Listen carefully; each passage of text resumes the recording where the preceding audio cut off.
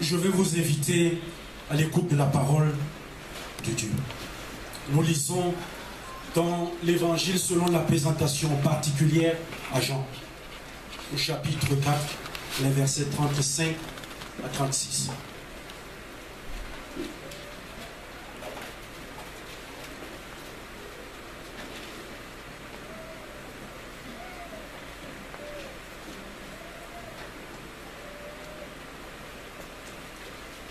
L'évangile selon la présentation particulière à Jean, le chapitre 4, les versets 35 et 36. Voici ce que dit ce texte.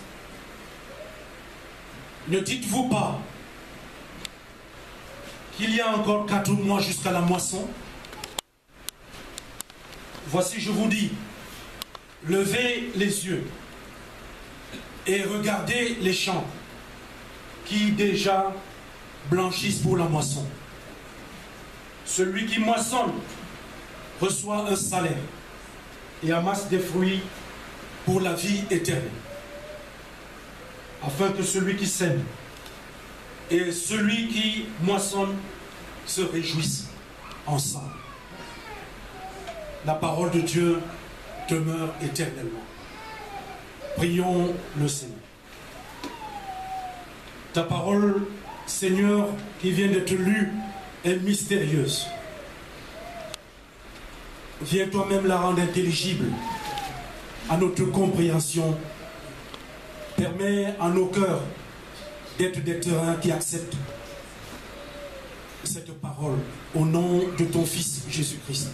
Amen. Bien-aimés dans le Seigneur Jésus-Christ, au moment de prendre la parole ici ce soir, permettez-moi de dire combien je suis frappé par 2 images.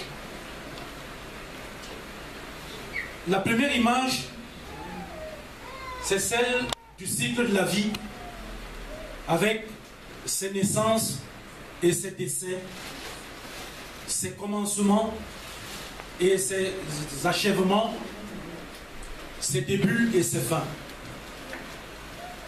La première fois que j'ai foulé le sol de ce lieu, c'était le 5 février 2011, à l'occasion des obsèques d'une personnalité décédée au Cameroun. Je vais taire son nom ici par décence. En prêchant ce jour-là, curieusement, j'étais toujours dans l'évangile selon la présentation particulière à Jean, et c'était le chapitre 11, le verset 35, où je tirais comme sujet pour cette famille et pour ceux qui étaient présents ceci: les véritables amis de Jésus ne meurent jamais. Les véritables amis de Jésus ne meurent jamais. En fait, parce que l'amitié ne meurt pas lorsqu'elle est vraie. À l'occasion des obsèques de l'ancien d'église de Moïla, Samuel, décédé, lui aussi, au Cameroun, des obsèques qui me font fouler une nouvelle fois ce lieu. La deuxième image qui m'a profondément frappé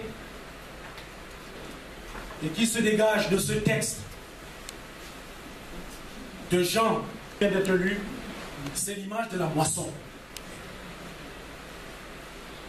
Ce mot est mentionné sous forme de verbe et de nom 4 fois dans les 2 versets. Pourquoi? Parce que la moisson porte et véhicule un symbole. C'est le symbole de la mort. Vous savez, moissonner, c'est mettre un terme à l'existence d'une semence à un moment donné de son existence. Ça peut être du blé, si on est en Europe, ça peut être du maïs quand on est africain. Lorsque vous procédez ici à la moisson, vous mettez à mort la semence que vous êtes en train de récolter. Mais la moisson aussi, c'est le symbole d'une fête. Parce que c'est la promesse de la nourriture pour les temps à venir. En choisissant la moisson comme symbole de la mort, on choisit un mélange de tristesse, mais aussi de joie. Ce soir, nous ne sommes pas rassemblés dans un champ. Quand la moisson travaille au cœur d'une famille, on choisit généralement de se rassembler devant Dieu, soit à l'église, soit dans un lieu qui est dédié, pour se recueillir. C'est ce que nous faisons ici, ce soir. Mais devant la mort de l'ancien d'église Samuel Mouela, est-ce que nous reprendrions les propos tenus par les disciples? Quels sont ces propos? Un soir ou un matin, le texte ne nous dit pas. Mais Jésus se promène. Il est avec ses disciples. Et il va leur rappeler quelque chose qu'ils se disent, croyant que c'est peut-être secret. Il leur dit ceci: ne dites-vous pas qu'il faut encore attendre 4 mois et ce sera la moisson. Encore 4 mois pour chacun et chacune ici. Nous constatons ce soir, nous connaissons déjà les images des obsèques. Quand les gens sont réunis pour chanter avec une photo comme celle qui est là, nous constatons tout simplement que Samuel Mouela a été emporté par la mort. Certaines personnes, avec une facilité incroyable, disent le plus souvent: oh, mais c'était son heure. Peut-être. Mais quand nous sommes rassemblés devant la mort, instinctivement, je dis bien instinctivement, nous commençons à mesurer la distance qui nous sépare de notre propre heure, de notre propre moisson. Enfin, du moins pour ceux qui en sont conscients. Combien de temps encore? 10 ans, 20 ans, 30 ans ou 50 ans? Quelques jours, je voudrais quand même appeler une sincérité et une vérité. C'est que la question que nous nous posons le plus souvent ne nous concerne pas nous-mêmes. Nous avons l'habitude de poser la question: lui là, il lui reste encore combien de temps? D'autres même sont audacieux pour dire: il va même mourir quand, celui-là? Il est plus facile de parler des autres que de soi-même. Combien de temps? En vérité, c'est un temps qui varie pour les uns et les autres. Mais la question est là. Elle ne bouge pas. Encore combien de temps avant l'heure de la moisson? Nous n'avons pas la réponse à cette question. Personne. Mais Dieu, oui. La réponse de Dieu à cette pensée qui nous habite, qui nous taraude, qui ne nous quitte pas, cette question qui est là, elle nous vient par la bouche de Jésus-Christ ce soir, lorsqu'il dit ceci. Il dit à ses disciples, dont il parle, si nous sommes nous aussi disciples de Jésus, il dit ceci: levez les yeux. Ouvrez les yeux. Regardez les champs. Ouvrez vos yeux, regardez, tout est prêt pour la moisson. Qu'est-ce que ça peut bien vouloir dire? Est-ce que cela signifie que notre mort est imminente? Que veut dire Jésus par là? Pour comprendre, replaçons-nous dans la situation de ce texte. Les disciples constatent et disent qu'il reste 4 mois avant la moisson. C'est un discours normal.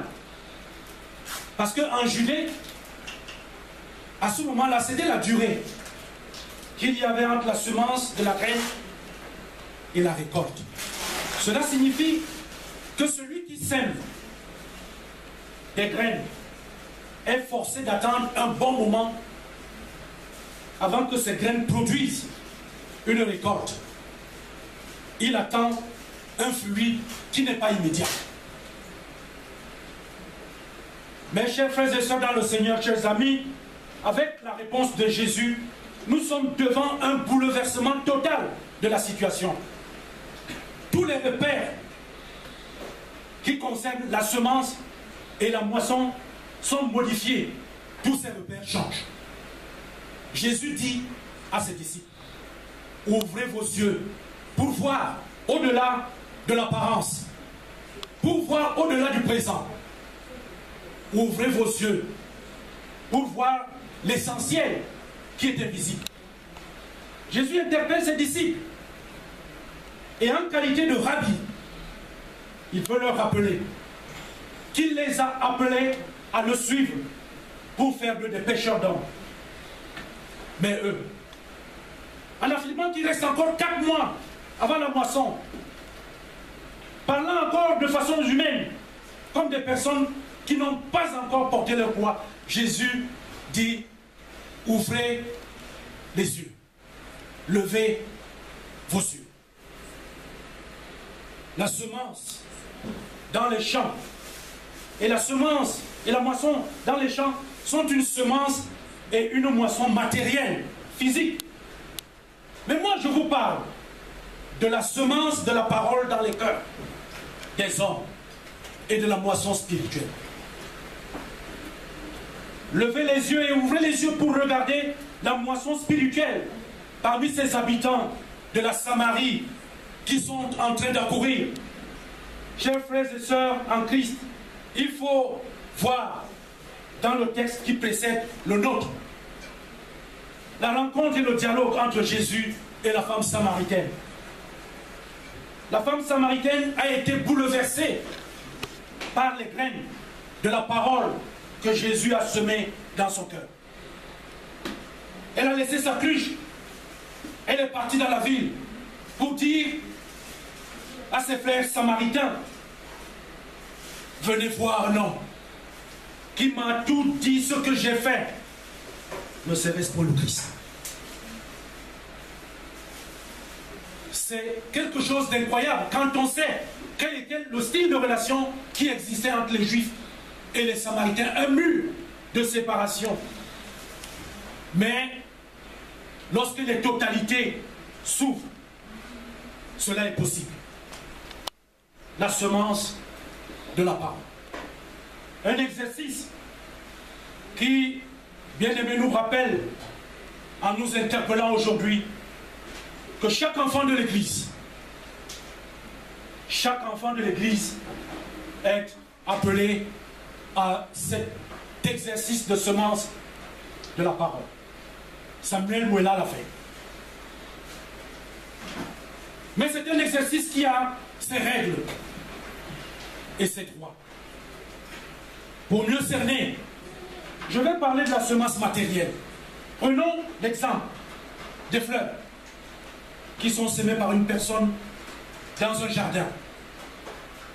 Pour avoir une belle floraison, le moment venu, il y a plusieurs soins à apporter lors de la semence des fleurs. Il faut une bonne connaissance de la fleur qu'on veut semer. Il faut la connaissance du sol sur lequel on veut semer. La quantité d'eau dont la fleur aura besoin lors de l'arrosage. Connaître quelles sont les autres espèces à tenir à distance d'elle pour favoriser sa croissance, etc., etc. Ce qui signifie que pour une bonne semence, il faut de bons semeurs.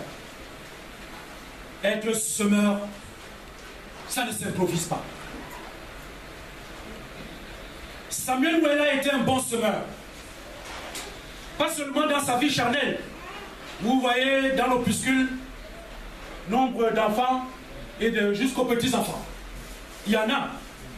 On ne peut pas dire qu'il n'a pas semé. Il a semé. Mais sa vie spirituelle atteste qu'il a été un bon semeur. Pour être catéchiste à l'EPC, il faut être choisi et installé par un pasteur. on n'est pas autoproclamé. Et quand cela se produit, cela signifie que l'on vous fait confiance pour semer la parole dans les cœurs des fidèles. Il a été catéchiste à Idéa et il a encore été catéchiste au retour à la paroisse Wéha. Ça fait quand même plusieurs pasteurs qui lui font confiance. On a estimé qu'il était capable de semer cette parole. La preuve, à Idéa, la chapelle est devenue une paroisse. Pour être ancien d'église et vivre tout son ministère d'ancien et être rappelé par le Seigneur avec ce statut et voir ses obsèques entourées par les pasteurs de l'église, parce que je fais confiance, les collègues, il sera entouré à Ezeka par une foultitude de collègues. Cela signifie que l'on a véritablement semé pour moissonner pour la vie éternelle. Parce que Jésus dit, celui qui moissonne reçoit son salaire et amasse des fruits pour la vie éternelle, afin que celui qui sème et celui qui moissonne se réjouissent ensemble.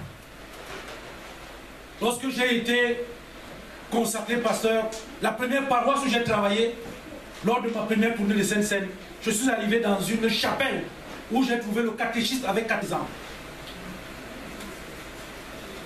Et comme j'avais demandé que chaque catéchiste prépare une prédication pour la tournée,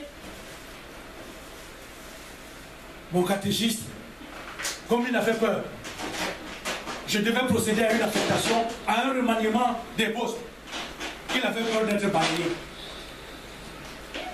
2 choses. La première, quand j'arrive, pasteur, j'ai dit oui. Je vous dis. Il m'entraîne à côté. Il me demande, depuis des années, je transporte le... Vous savez, les pasteurs, quand on est en tournée de Sainte-Seine, nous avons notre valise où il y a le matériel de Sainte-Seine. Il me demande, j'ai porté ça pendant des années. Maintenant que je suis fatigué, je ne peux plus porter. Est-ce que tu crois que, comme je suis déjà fatigué, Dieu va me... Il va pas me prendre. Si je meurs là, je lui dis que Dieu va te prendre. Quand on sert le Seigneur, en vérité, le Seigneur n'oublie jamais ici. Mais ce n'était pas suffisant. Quand il est venu pour prêcher, il m'a étouffé. Avec une prédication comme un vieux catéchiste sait le faire. Il a lu le texte dans les Actes des Apôtres. La rencontre de Saül sur le chemin de Damas avec le Christ. Et quand il a prêché, il est arrivé là, il parle en me regardant, il dit il explique que Paul n'était pas mauvais, il n'était pas méchant, mais c'est qu'il n'avait pas encore compris. Donc maintenant qu'il a compris, en présence du Seigneur, il a changé. Quand il a fini, avant de prier, je lui ai dit que j'ai compris. Je ne t'affecte pas, tu es.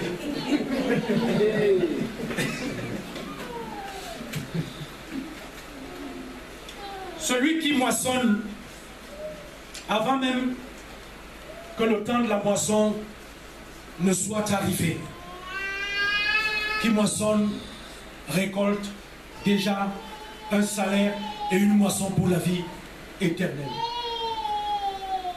Bien-aimés dans le Seigneur, quand on moissonne, on récolte 2 types de grains. Il y a les grains qui servent directement à la consommation, à nourrir d'abord les gens. Ça, c'est dans le mouvement de la mort. Mais il y a aussi des grains qui serviront après, qui sont conservés pour servir aux prochaines semailles. C'est pour cette raison qu'on fait la fête. On a à manger et on sait que pour les temps à venir, nous avons quelque chose. Celui qui moissonne et celui qui sème peuvent se réjouir ensemble de la récolte. Et en ce qui concerne nos vies, c'est aussi un peu la même chose. Nous construisons, nous nous rendons utiles. Notre vie laisse une trace plus ou moins durable. Mais ce n'est pas toujours ce qui est le plus durable, qui a le plus de saveur. Ce que nous laissons, ce que nous apportons par notre existence, ce sont les graines qui servent au quotidien. L'ancienne église Moëlla Samuel, en qualité de chrétien et d'ancien d'église, nous laisse tout un héritage. C'est un héritage éphémère, mais c'est un héritage qui a du goût. C'est ce que Jésus appelle le salut. Une récolte pour la vie éternelle.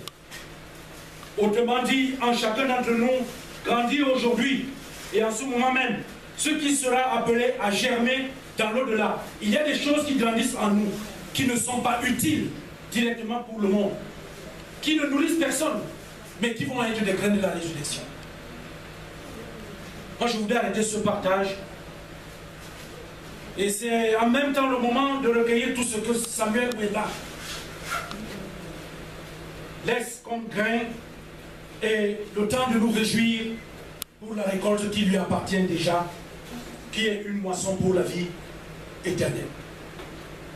La vie ne nous appartient pas. Dans la Bible, la vie a souvent été comparée à l'herbe des champs. Pour traduire combien elle est brève, elle est courte, elle est fragile. La vie a été semée en chacun d'entre nous. Et c'est Jésus qui s'est toujours comparé à ce semeur. Mais avant que la moisson n'arrive, il est possible déjà de se réjouir avec le bon semeur Jésus, en pensant à notre vie au quotidien, comment nous devons la transformer pour être cette qualité de disciple qui sème et qui moissonne. Parce que vous savez, il y en a qui sèment à tout vent. Ils ne se soucient jamais de la récolte, ils sèment. Et il y a ceux qui sont là pour récolter là où ils n'ont pas semé. Le devoir du chrétien, c'est de semer. De semer et encore de le faire. Mais dans les règles de l'art. Et de ne pas se soucier pour la suite, parce que l'apôtre Paul dit, je suis moi Paul, qui j'ai planté, pour dire j'ai semé. Apollos a arrosé.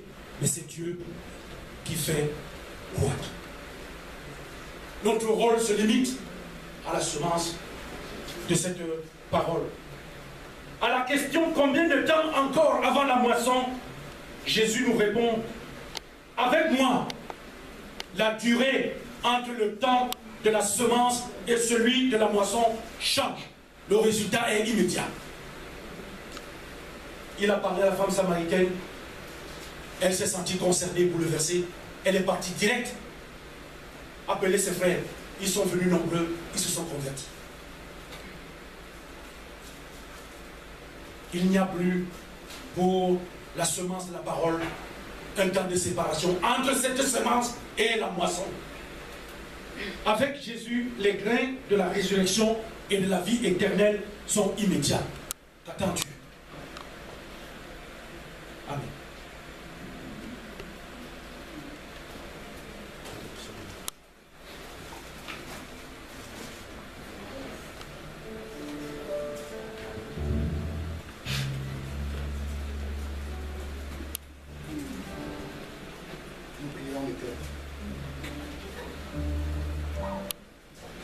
Éternel notre Dieu, nous venons d'écouter le message que tu nous as adressé ce jour à travers ton serviteur. Nous te disons merci pour ce message. Mais surtout, nous demandons que tu fasses par l'entremise de ton Esprit Saint, que ce message produise de fruits en nous. Et surtout que ce message ne soit pas simplement en nous, mais qu'il puisse aussi servir à d'autres. Aussi, nous voulons être ceux-là qui pourront le transmettre aussi clairement que nous l'avons reçu. À celui qui a été chargé ce jour de nous transmettre ce message éternel. Fais en sorte qu'il ne reste pas. Continue à le remplir d'autres messages pour nous, afin que nous puissions nous épanouir dans ta parole. Nous ne sommes pas méritants, Éternel, parce que nous sommes des pécheurs. Mais par le sang versé de ton Fils Jésus, nous avons la confiance que tu seras toujours avec nous. Au nom de Jésus, nous t'avons prié.